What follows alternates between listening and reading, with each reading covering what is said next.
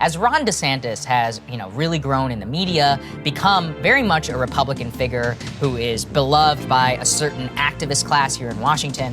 What I mean by that are people who look at DeSantis and are like, well, the guy's Ivy League educated, like he's actually smart, like he doesn't talk like a buffoon, and none of the drama, but is actually able in order to implement some of these actual Trumpist-style policies. He's actually quite popular in the state of Florida, obviously a national icon in leading against lockdowns. I knew Trump was going to get jealous, and it really showed its head recently in that interview which we brought you. But for those who haven't seen it, Trump ripped DeSantis, not by name, but called him gutless, as because DeSantis had been interviewed previously, refused to reveal his booster status. Look at the language that Trump gave in a very unsolicited shot at DeSantis in that interview. Let's take a listen.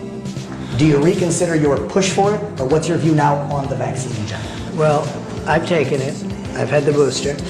Many politicians, I watched a couple of politicians be interviewed, and one of the questions was, did you get the booster? Because they had the vaccine. And they're answering it like, in other words, the answer is yes, but they don't want to say it. Because they're gutless. Got to say it. Whether you had it or not, say it. But the fact is that I think the vaccine has saved tens of millions of people throughout the world. I have had absolutely no side effects. I've had it like other people have had it, nothing special. I've had it.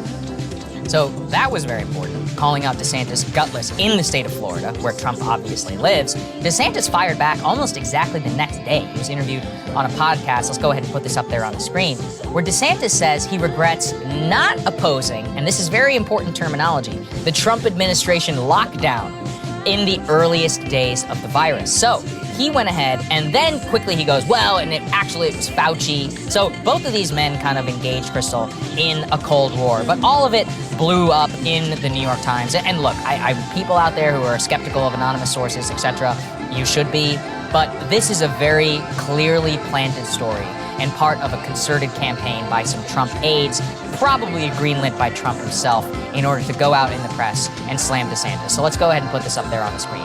Who is the king of Florida? Tensions rise between Trump and a former acolyte, and in Axios, literally the very same day, Trump dogs, quote, dulled DeSantis ahead of potential 2024 matchup. Two of those things drop in the national media within a span of 24 hours, both sourced to people who are around Trump. And in both cases, you have basically Trump who thinks DeSantis is too big for his britches, and Trump's basic complaint against DeSantis is that DeSantis refuses to say that he won't run if Trump runs in 2024.